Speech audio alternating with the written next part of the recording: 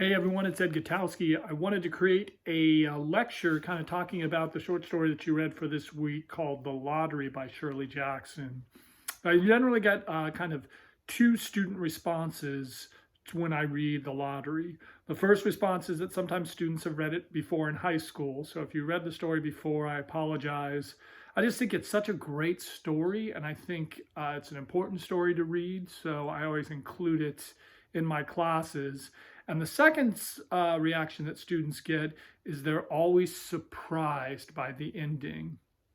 At the end of this lecture, I'll kind of tell you what society's feedback was when the story was created.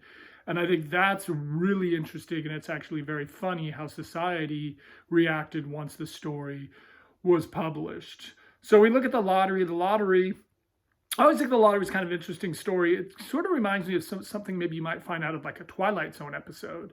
Because what we know about the lottery is it's set in a really small town, population about 300. And we know that every year, the population of the small little towns get together to perform the lottery. In a ground class, I'll ask my students, where would you imagine that you set the story? If you were to set the story anywhere, where would you set this story, given that it's set in a small town? And for me, I would always set it in somewhere in the South. I always think I might set it in Mississippi, and I'll kind of explain why a little bit later.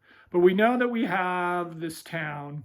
Every summer they get together, they come to the town, and they perform the lottery.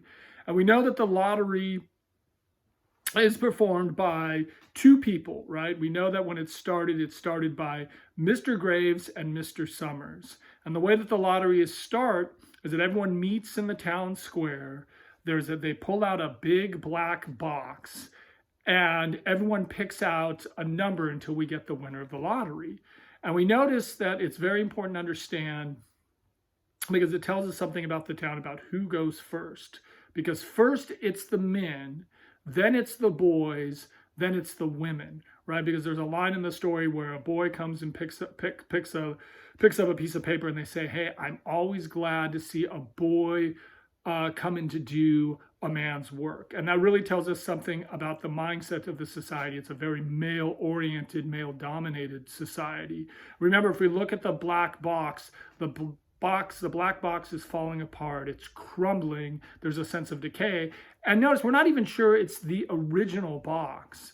My original remembering of the story is that the two older people, Mr. Graves and Mr. Summers, they always get out of having to do the lottery. And that really also says something, because that would suggest that maybe to some extent the lottery is rigged. So we know that everyone is starting to pull out a ticket. Everyone's excited. There's a sense of passion about, hey, who's going to win the lottery? But notice what we hear from other cities is where other small towns are getting rid of the lottery. And it's really important to read the line that one of the guys says, because one of the guys says, hey, it's those young people in the other town that are causing problems. And if we get rid of the lottery, it's like we'll go back to reverting to living in caves and being cavemen.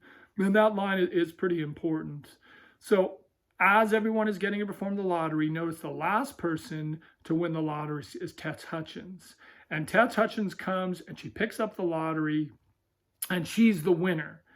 And the great thing about the lottery is when you win the lottery, you end up being stoned to death. And notice what Miss Hutchins says at the end of the video. She says, "It's not fair. It's not fair." And if you look over, all these people now, they're sending big rocks, and some of these people are her friends, and there's one woman that picks up a huge rock, and it's like she picks up a big rock and my back goes out, it's so big. And Miss Hutchins ends up getting stoned to death. And so, like I said, a lot of times students are surprised or shocked by the lottery and the fact that it's when you're winning the lottery, you get stoned to death. But if you go back to the beginning of the story and read the first paragraph tells us that there are kids packing up large piles of rocks. And some of the kids are putting the rocks in their pockets. So from the very beginning of the story, Shirley Jackson lets you know that this lottery, you're going to get stoned to death. And so there's always the question of why do you think this town still has this lottery? What sort of society would come up with a lottery in which the winning gets stoned to death. So there's different theories. One of it says that there might be some sort of tradition, right? That they've been doing this lottery for years upon years, and that once something gets established as tradition, it's almost impossible to change it, even though we know that the tradition is dying out. We know other towns are fading out the tradition. We know that the black box probably isn't even the same box they originally used, but that tradition, once it gets established, it's almost impossible to change. Notice the names are important, right? Mr. Summers, right? Summers is a season of growth, but then the other guy's name is Graves. You bury someone in a grave. The fact that the box is black represents a symbol of death, right? Some people think that the lottery is a farming tradition, maybe a ritual. This is a small town farming community, right? But the question we have to ask ourselves is, why does the town why do they keep doing a lottery in which someone gets stoned to death? And I love the guy who says, hey, if we start changing traditions, society will fall apart. We might as well go back living in caves, because who's only person that's going to come up with the idea for a lottery where someone gets stoned to death is a freaking caveman. Now, this story, right, says a lot. There's a couple reasons why I picked this story, and I might sort of set it in Mississippi, because if you look at the story is set 1949. It was written in 1949 or 1950, and given that we know that just recently the World War II had ended, and so one of the things we know is that during World War II, when the men went off to fight in the war, the women got involved in the workforce. They became part of the economy. But after the end of the war, when the war was over, the women would go back and expected to make their traditional roles in society. So some critics view this as a commentary on tradition and women roles in society, and that's why it's important to know the men go first, the boys go, and then the women go last. By setting it in a small town in Mississippi, I also might sort of think, if you can think about it during the Civil Rights Movement, right? During the Civil Rights Movement, a lot of people said, we can't end Jim Crow segregation. This is tradition. If we do that, society will fall apart.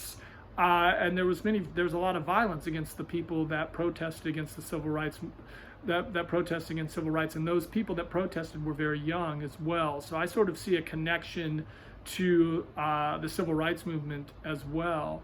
So the interesting story that when this story was published, there were two reactions. So the first reaction, the story was originally published in the New Yorker magazine. And when this story was published, people were so outraged by the story that people canceled their subscription to the New Yorker. So for whatever reason, this story struck a nerve with society, and people were outraged, maybe outraged by the violence, but that they canceled their subscription to the New Yorker. The second reaction is that people wrote the New Yorker and they said they wanted to know where the town was, because they wanted to know, they wanted to go and visit the town, and they wanted to watch. So I think there's some really great commentary on this story. I think it's a great story, and I'll look forward to seeing what you have to say in your discussion boards about it.